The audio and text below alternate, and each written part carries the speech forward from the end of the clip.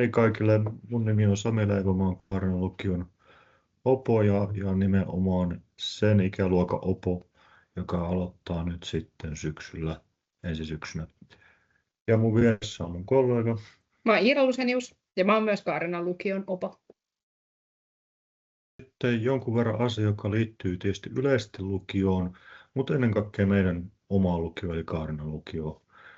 Meillä on tässä muutama dia ja niiden avulla ehkä lähdettäisiin sitten kertomaan, että minkälaisia asioita lukion käyntiin ja nimenomaan Kaarinan lukiossa opiskelemiseen kuuluu. No niin. Mitä kaikkea meidän opiskelijat on sanonut, että mikä tekee just Kaarinan lukiosta parhaan paikan opiskella? On kehuttu opettajia, ilmapiiriä, sijaintia ja sitä, että me ollaan sopivan pieni koulu. Ja meille tulee aika monesta suunnasta opiskelijoita tosiaan takia, että paljon tulee tietysti tästä Kaarinan alueelta, sitten Piikkiöstä, Paimiosta, Paraisilta, sitten taas jos lähdetään tuonne pohjoiseen päin, niin Kotimäki tai Kotimäessä opiskelevia ysiluokkalaisia hakee meille ja sitten tietysti Turun suunnasta tulee paljon. Eli ollaan aika hyvässä risteyskohdassa. Mä nostan tuosta vielä esille tuon tekniikka-osion. Tosiaan tietokone on hyvin keskeisessä roolissa lukion käynnissä tätä nykyään ja on erityisen tärkeä asia, että se tekniikka toimii. Lähestulkoon kaikki asiat tehdään tietokoneella. Oppikirjat on sähköiset, ne on koneella, koeviikon kokeet, ylioppilaskokeet ja se on todellakin keskiössä se tietokoneen käyttö. Siihen tietysti treenataan heti alusta alkaen. Kyllä. Ja tietenkin oppivelvollisuuden laajenemisen myötä niin jokaiselle aloittavalle opiskelijalle hankitaan sitten se oma tietokone. Ja materiaalit. Tuossa näkyy ensimmäisen vuoden opiskelijan lukujärjestys. Siinä oli ensin tuollainen näkymä, missä näkyy tavallaan, miltä se näyttää sitten Wilmassa lukujärjestys. Siinä näkyy tuollaisia koodeja. Sieltä on tietysti bongattavissa heti helposti nämä oppiaineet, mitä tässä kyseisessä lukujärjestyksessä on. Tämä on nyt tämän periodin, eli nyt eletään kakkosperioodia, niin sen periodin lukujärjestys. Vuodessa on tosiaan useampi periodi ja se muuttuu sitten niiden mukana. Tuossa tosiaan näkyy nyt selkeästi, että siellä on ruotsia ja kuvataidetta. Ja nyt kun mennään tavallaan askel eteenpäin, niin tuohon tulee tällaiset laatikot, mistä näkyy kokonaisuudessaan se lukujärjestys. Eli pikkasen yksinkertaistettuna. Yksi periodi kestää sellaisen 6-7 viikkoa ja siihen sitten koeviikko vielä päälle. Et vähän riippuu siitä, että tuleeko lomia siihen väliin, niin se kesto vähän vaihtelee. Lukuvuodessa tosiaan 5 kokonaista periodia ja jokaisessa oma lukujärjestyksensä, eli 5 kertaa vaihtuu vuoden aikana. Tuossa näkyy myöskin se, että yhden oppiaineen tunteja on 3 kertaa viikossa ja se tunnin pituus on 75 minuuttia. Meidän opiskelijat tottuu siihen varsin nopeasti. Et peruskoulussa, kun on useimmiten 45-minuuttinen tunti, niin ei se mikään älytön hyppy ole, ainakaan meidän tutoreiden mielestä. Ja opiskelijat sitten hirveästi myös kehuu sitä, että nyt kun se on se 75 minuuttia, niin 75 minuutissa ehtii tekemään paljon enemmän kuin mitä ennen siinä 45 minuutissa. Plus sitten tässä on aina sellainen hyvä puoli, että yhteen päivään ei voi mahtua kovin monta oppituntia. Että nyt jos saattaa olla sellainen tilanne, että ysiluokkalaisilla on vaikka 5 tai 6 ainetta per päivä, niin sitten lukiossa sellainen 3 oppiainetta, 4 oppiainetta per päivä on aika normi. Joskus harvoin käy sillä tietysti, että on 5 oppituntia ja kaikki eri oppiainetta. Tuossa näkyy toinen esimerkki historiaa tosiaan 3 kertaa viikossa 75-minuuttinen tunti. Nuo vihreät kohdat on sellaisia, joissa joillakin opiskelijoilla on tunti, mutta tässä nyt meidän esimerkki lukujärjestyksessä siinä on tyhjää. Eli tämäkin on osa sitä lukion käyntiä, että tulee välillä hyppytunteja. Ja se, miten meidän opiskelijat sen hyödyntää, niin jokainen tyylillään tietysti. Että tietysti hyvä on keskittyä läksyihin ja näihin, mutta aina ei voi tällaista vaatimusta esittää tietystikään. Kyllä. Ja 3. vuoden opiskelijat aika paljon ehkä keskittää noita hyppytunteja sit siihen, että he lukee ylioppilaskirjoituksia. Ja sen verran vielä tietysti voi sanoa, että pitkän matematiikan opiskelijoilla aika usein menee aikaa läksyyn, että sekin nämä hyppytunnit on siinä mielessä varsin hyvä asia jopa. Mutta tosiaan tuossa on esimerkki siitä, että minkälainen lukujärjestys ensimmäisenä vuonna olisi. Ei välttämättä kamalasti pidempiä päiviä kuin 9. luokalla. Jo ehkä jopa siis voisi sanoa, että vähemmänkin tunneissa mitattuna. Ja tällä tahdilla pysyy aivan mainiosti 3 vuoden tahdissa. Sitten tässä on nyt sellainen Kaarenan lukion spesialiteetti, eli tuossa äsken kun oli lukujärjestys esillä, niin siinä ei tällaista näkynyt. Otettiin tässä tavallaan niin kuin uusi tai toisen opiskelijan lukujärjestys esille.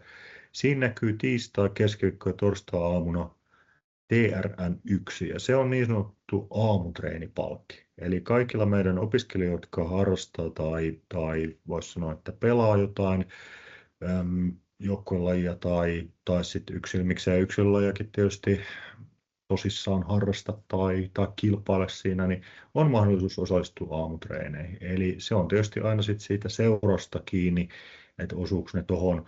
Mutta nyt tänä vuonna mun mielestä tämä homma toimii aika hyvin, että hyvin monella seuralla osuu harjoitukset juurikin tähän tiistai, keskiviikko, torstai. Ja meidän yksilöurheilijat on aika hyvin saaneet sovittua valmentajan kanssa tuohon kohtiin sitten omat treeninsä. Ja kun se kerran laitetaan tuon lukujärjestykseen, niin silloin siihen ei voida laittaa tietysti mitään muuta. Eli se on vähän niin kuin varaus, että tässä nyt on sitten treeniaika. Kyllä. Opintopisteitä ei näistä saa, mutta tosiaan ideana on se, että tuo ajankohta on varattu niille aamutreeneille. Eniten yhteistyötä meillä on Kaapon ja Uran kanssa, mutta tosiaan myös sitten muita urheiluseuroja on tässä mukana. Kyllä vain, siis Tuton kiekkoilijoita on, Tepsin futajia on aika paljon myöskin nyt tänä vuonna. Ja oikeastaan ei seurata taustasta riippumatta. Voisi sanoa, että urheilija nuoria sitten hyödyntää tätä. Kyllä.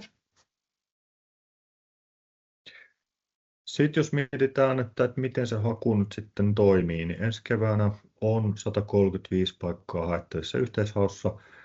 Eli yhteishaun kautta totta kai mennään. Maksimi vaihtoehtomäärä siinä on 7, eikö vaan? Kyllä.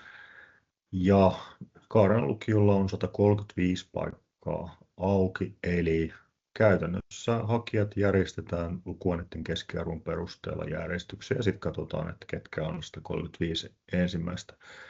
Niille, jotka hakee nyt ykkössijalla, on tällainen pieni bonus aina keväisin tarjolla, eli pääsee treenaamaan sitä tarjotin täyttöä. Pääsee kokeilemaan, että miten se tarjotin toimii ja näkee kenties ensimmäisen vuoden lukujärjestyksensä jo keväällä. Tämä koskee tosiaan niitä, jotka hakee ykkössijalla meille.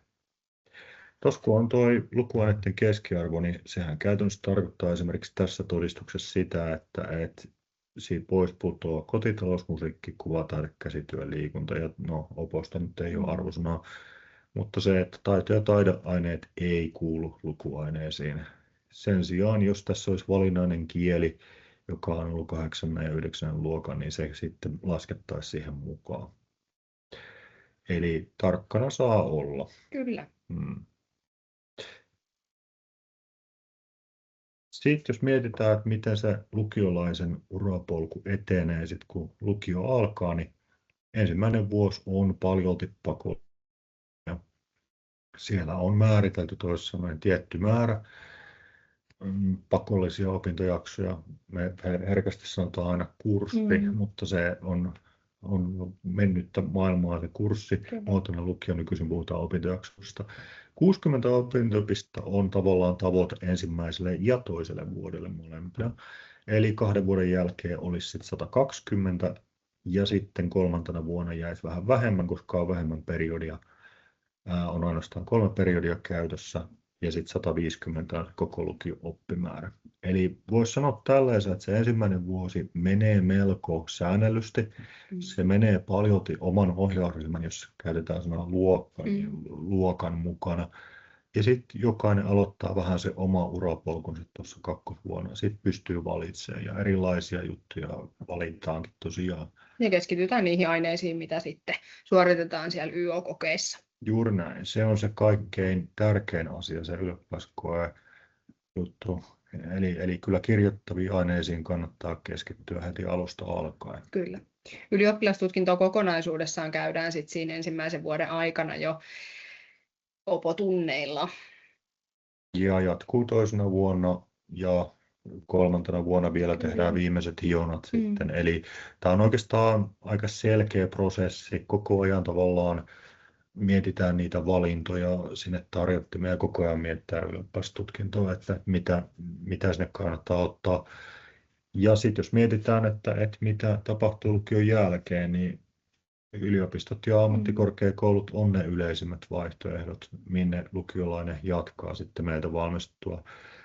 Ja näissä on tietysti sitten oma maailmansa se todistusvalinta, eli suoraan yliopistoon tai suoraan AMK:hon voi päästä, jos on onnistunut ylioppilaskirjoituksessa nykyisin varsin hyvin. Eli suurin osa paikoista on nimenomaan jaossa sen perusteella. On tietysti paljon muitakin vaihtoehtoja sitten, että mitä sen lukion jälkeen tapahtuu, että jos osaa lähteä ulkomaille, osaa viettää niin sanotusti välivuotta, mutta sanotaan nyt näin, että yliopistot ja ammattikorkeakoulut on se lähtökohta. Sinne haetaan samalla tavalla lukion jälkeen yhteishaussa keväisin. Mutta tuleeko vielä mieleen jotain? Eipä oikeastaan. Tässä oli aika tämmöinen hyvä tiivis paketti siitä, että mitä se lukiolaisen elämä on, millaista se on Kaarinan lukiossa, mitä kaikkea se pitää sisällään. Ehkä semmoinen vielä, että toivotaan, että jos teillä jotain kysyttävää tulee, niin olette yhteydessä joko meihin sähköpostitse esimerkiksi, tai sitten voi myös oman peruskoulun opon kautta laittaa kysymystä tulemaan, niin ne kyllä yleensä sitten meidät saavuttaa. Ja esittelyiltaan kannattaa tulla. Kyllä. Silloin näkee vähän, että minkälainen paikka tämä on. Se on aina tammikuussa. Ja tarkka päivämäärä varmasti tulee sitten lähempänä tiedottaa vielä. Kyllä. Yläkoulujen opot ennen kaikkea välittää tätä viestiä. Mutta sepä kaikki. Joo. Oikein mukavaa syksyn jatkoa siis.